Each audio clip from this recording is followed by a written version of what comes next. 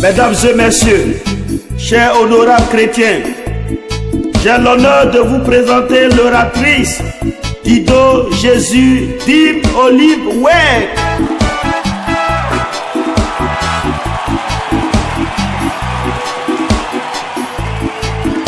Chers frères et sœurs en Christ, je vous salue dans le précieux nom de notre Sauveur Jésus-Christ. Avant tout propos, je voudrais me présenter. Je me nomme Dido Jésus Dim Olive Weg. J'ai 9 ans et je suis en classe de CM2. Enfant de pasteur. Aimez les hommes de Dieu, nos soutiens et nos bergers. Aimez les hommes de Dieu, nos soutiens. Nous les enfants de pasteurs, nous ne sommes pas différents des autres enfants du monde. Mais à cause de la fonction de nos parents, on nous regarde avec beaucoup de haine et de mépris.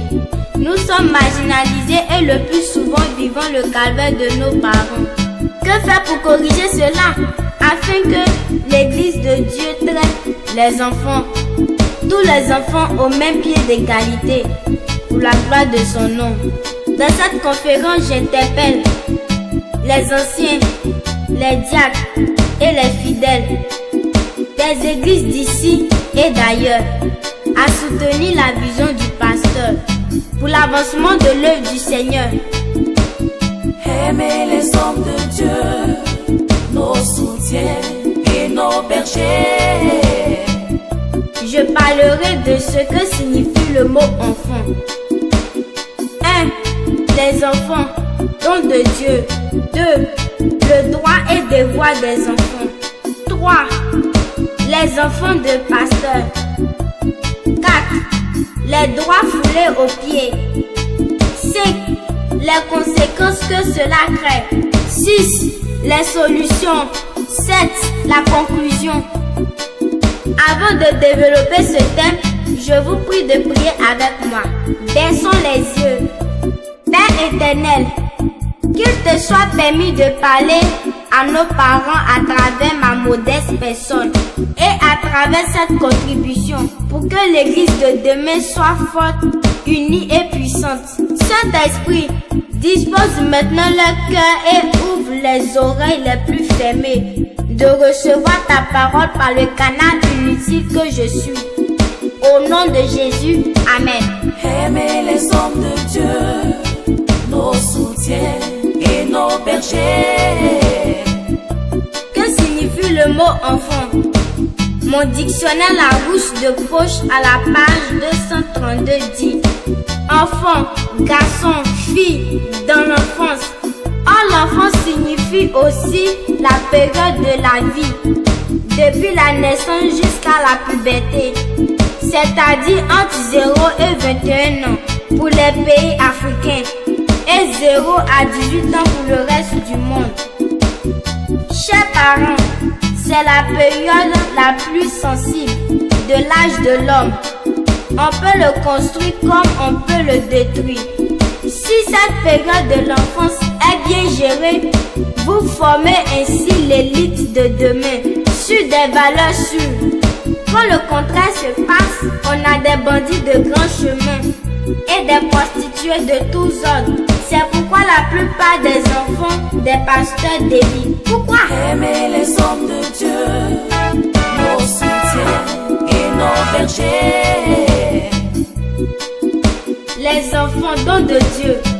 Somme 128, verset 3 à 6 dit ta femme comme une ville féconde, tes filles et tes fils comme les plantes d'olivier. Chers parents, c'est Dieu qui fait féconder la femme et qui lui donne des enfants.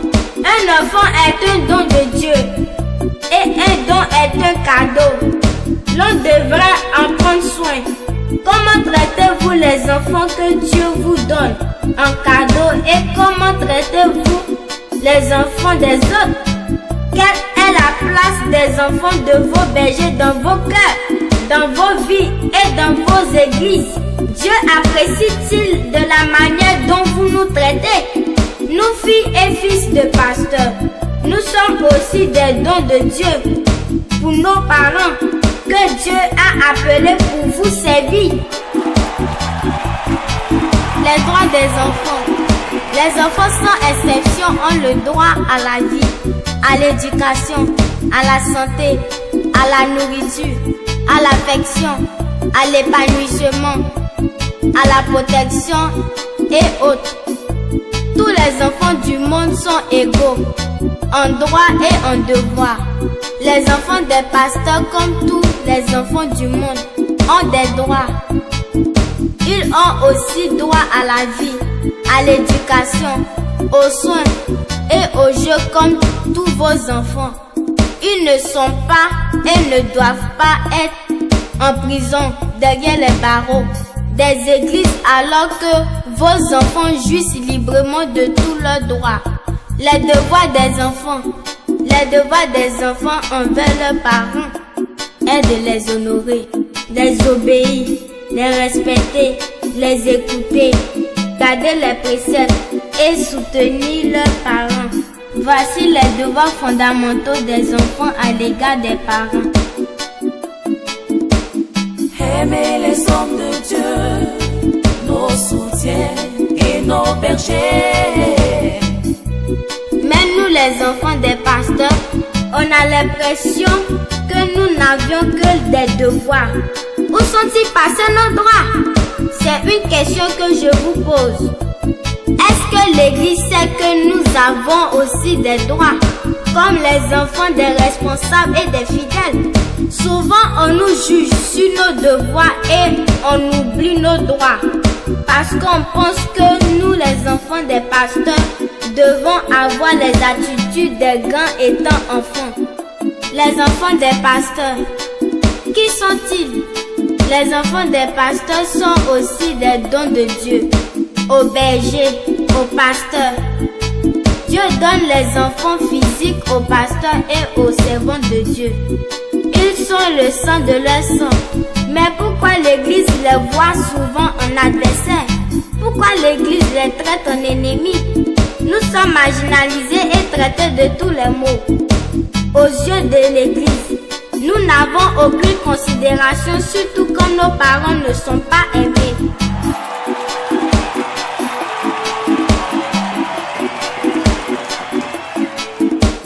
Les droits des enfants des pasteurs foulés aux pieds. Nous les enfants des pasteurs vivons au gré des humeurs des anciens, des diacres et des fidèles des églises. Tant ils ont accepté nos parents, nous sommes les plus beaux, les plus gentils, les plus respectueux, les plus soumis et obéissants, les enfants spirituels et engagés dans l'église.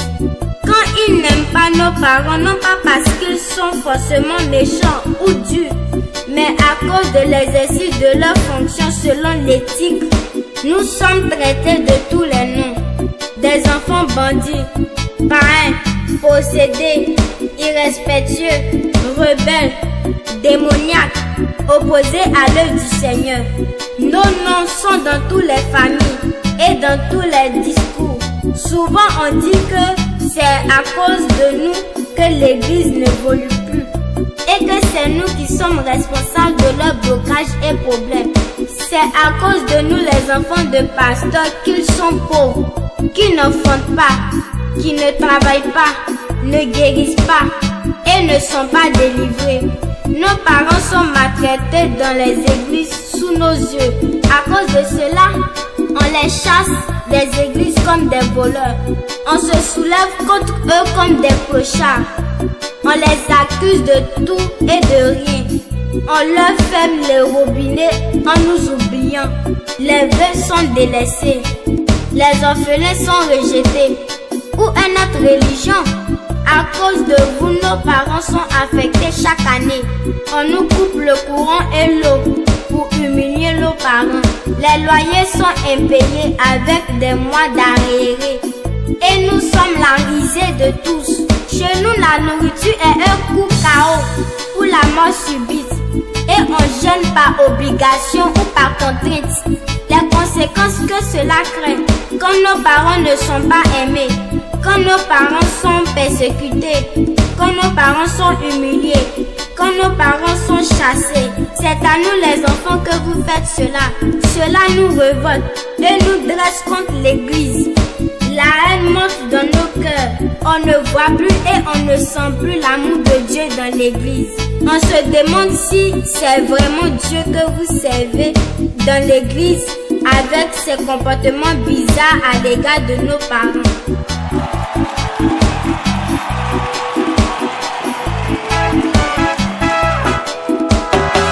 Le doute sur l'existence de Dieu grandit en nous. L'amour disparaît de nos cœurs. Le banditisme et la prostitution prennent forme parce qu'on n'a personne pour nous aider. On déserte les églises et les choses spirituelles ne nous intéressent plus parce qu'on n'a pas vu l'amour, le pardon, la tolérance, le respect et la soumission dans l'église et dans vos vies. Chers responsables et fidèles, quand vous avez des problèmes, nos parents sont à vos côtés, passent tout leur temps avec vous. Mais quand rien ne va dans nos familles, personne ne nous soutient, même pas de visite. L'église de demain sera comment? Sans les fils et les filles des Lévites. Pensons-y. Conclusion. Chers responsables et chers fidèles, à la fin de mes propos, je voudrais vous donner un conseil. Si vous aimez ce Dieu que vous ne voyez pas et prétendez le servir avec zèle, si cet amour est sincère et véritable, vous devrez aimer ses représentants malgré tout et les servir en tant que tels. Aimez leurs enfants et leurs épouses malgré leurs faiblesses parce qu'ils sont des représentants de ce Dieu que vous adorez. Ils sont les bois secs dont Jésus est le bois vert.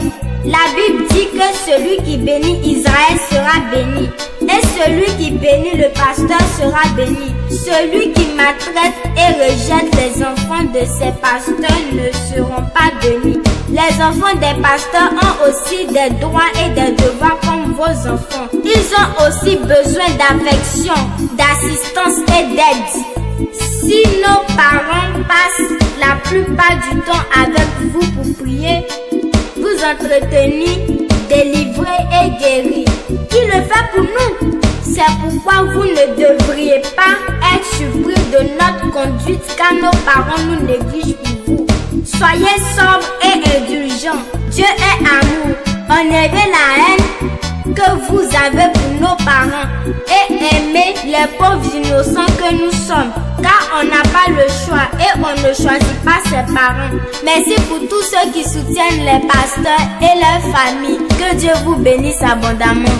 Amen. Aimez les hommes de Dieu, nos soutiens et nos bergers. Aimez